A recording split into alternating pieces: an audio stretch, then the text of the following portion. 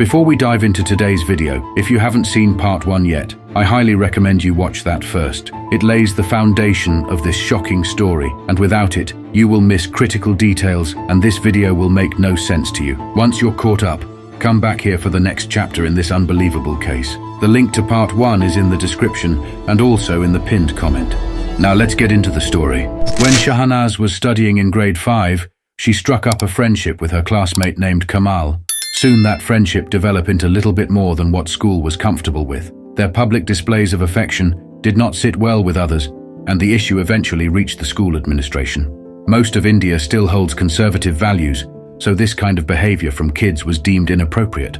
The matter became so serious that the principal had to step in, summoning both sets of parents. He explained that their children's behavior was setting a poor example for other students, and this tender age they should be focused on their studies.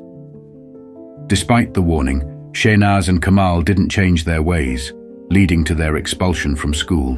Shehnaz was placed in a different school, while Kamal quit school and started working. Kamal was determined to work and save enough money to marry Shehnaz in future. Word of Shehnaz and Kamal's relationship soon spread throughout the neighborhood, causing further embarrassment to Shehnaz's parents, who were quite respected in the community.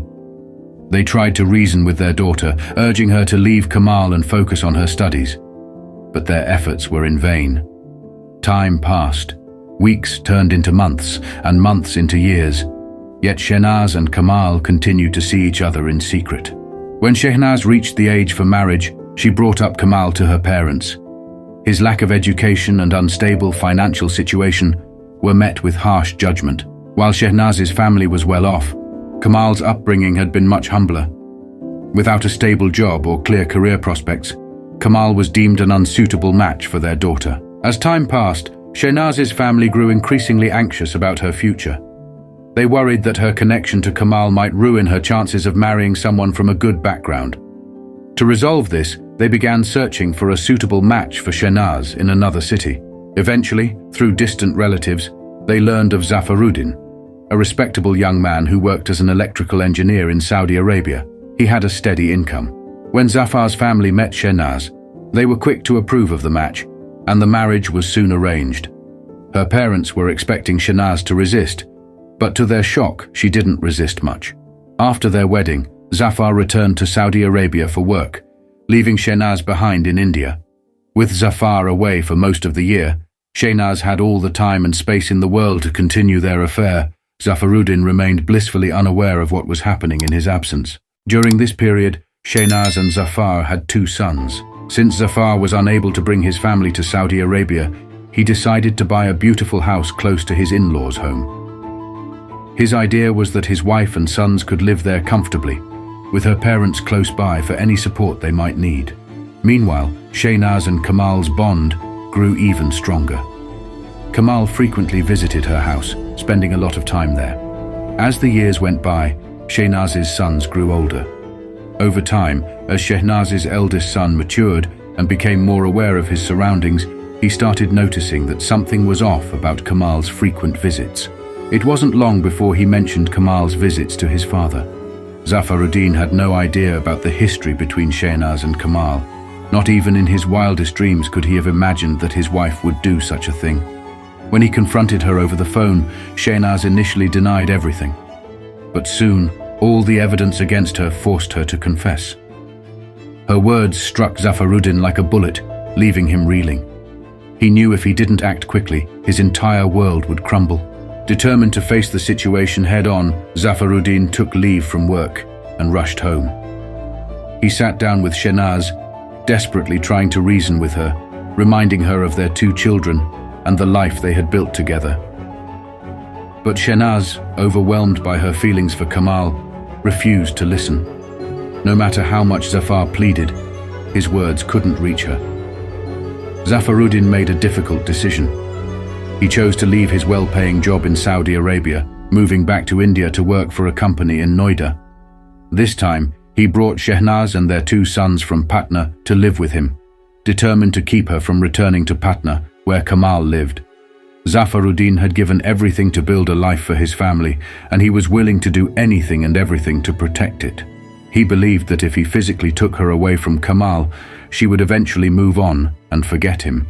They stayed in Noida for 2 years, and during this time, Zafar began to believe that perhaps Shehnaz had moved on from Kamal. He hadn't noticed any suspicious behavior, and he allowed himself to hope that the relationship between Shehnaz and Kamal was a thing of the past. He was about to find out how wrong he was. By the time Eid approached, Zafar felt confident that everything was back to normal. For the first time in years, he decided to take his family to his in-laws' home to celebrate the holiday. Shehnaz seemed happy with the idea, and Zafar even gifted her a new iPhone. He believed that all was well, completely unaware that Shehnaz had been secretly using another phone, one that Kamal had provided for her, registered under someone else's name. She kept this second phone hidden and used it to call and message Kamal whenever Zafar wasn't around, ensuring her husband never found out. For this reason, the police couldn't find anything suspicious on her phone. She never gave the phone to police, which she used to communicate with Kamal. For 2 years, poor Zaffaruddin was blissfully unaware of the secret communications between his wife and Kamal.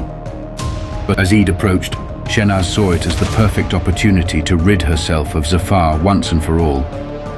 In a moment of solitude, she called Kamal, proposing that they use the holiday to carry out their macabre plan to eliminate Zafar. Shehnaz dreamed of a future with Kamal, where they could marry and live happily ever after.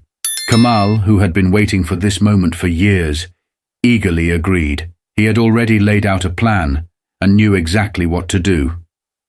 On the morning of May 1st, the family traveled to Patna to celebrate Eid with Shehnaz's family. That evening, Zafar took his 2 sons shopping for the holiday while Shehnaz stayed behind. As soon as they left, she called Kamal and invited him over, hiding him in a room before Zafar returned with the children. After a family dinner, the boys fell asleep, unaware of the horror that was about to unfold. Shehnaz had carefully crafted her plan, hoping that the children would remain asleep and not witness what was to come. Part of the plan was to have the murder take place in the living room of the house. Shehnaz initiated a heated argument with Zafar over something. Frustrated, Zafar decided to sleep in the living room, unaware that this was exactly what Shehnaz wanted. He lay on the sofa, closed and drifted into sleep, never to be awakened again. By 3 a.m., with the house silent, Shehnaz quietly retrieved Kamal from his hiding place and fetched a heavy pressure cooker from the kitchen. They had intentionally chosen not to use knives or other sharp objects, fearing that they could be traced back to them. While Zafar lay fast asleep, unaware of what was about to happen, they struck him with a single powerful blow to the head. Shehnaz and Kamal continued their brutal attack, hitting Zafar repeatedly until they were certain he was dead. By 3:30 a.m., with the rest of the house still fast asleep, Kamal quickly left the scene.